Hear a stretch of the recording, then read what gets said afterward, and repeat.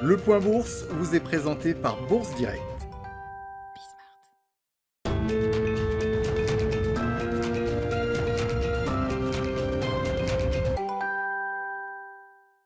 Bourse de Paris toujours en hausse à la mi-journée alors que la Réserve fédérale avait finalement apporté très peu d'éléments hier soir aux investisseurs concernant la trajectoire future de sa politique monétaire.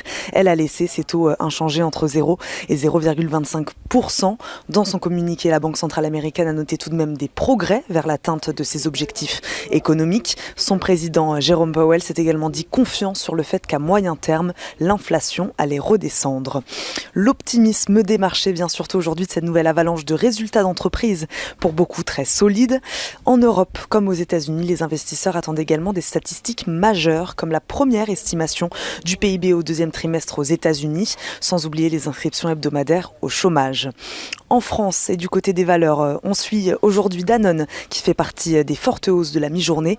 Le groupe a annoncé le lancement d'un programme de rachat d'actions allant jusqu'à 800 millions d'euros d'ici à la fin de l'année. Une marque d'optimisme alors que le groupe se prépare à l'arrivée de son nouveau directeur général et à la réorganisation de son conseil d'administration. Airbus aussi, forte hausse de la mi-journée. Le groupe a également révisé nettement à la hausse ses objectifs 2021 de livraison et de bénéfices après avoir enregistré de solides résultats au premier semestre. Sanofi qui a revu à la hausse son objectif de bénéfices pour 2021 après avoir vu son activité accélérer au deuxième trimestre. Le cours de Total Energy prend à la mi-journée. Le groupe pétrolier a publié des résultats en nette hausse au deuxième trimestre 2021, tiré par le rebond du prix des hydrocarbures et a annoncé un programme de rachat d'actions grâce à son surplus de trésorerie.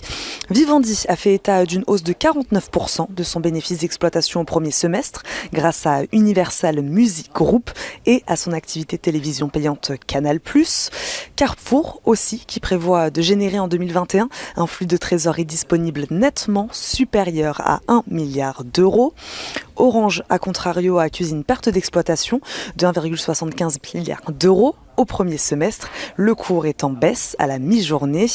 Air Liquide en baisse aussi après avoir confirmé ses objectifs pour 2021 et publié des résultats en hausse au premier semestre. Sur les 6 premiers mois de l'année, le résultat net du groupe a atteint 1,24 milliard d'euros en hausse de 14,9% sur un an.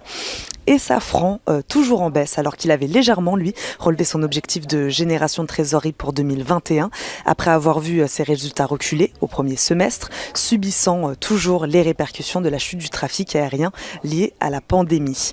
Enfin, on termine avec Accor. Le géant français de l'hôtellerie est parvenu à revenir dans le vert au premier semestre 2021, en dépit d'une profitabilité encore très dégradée.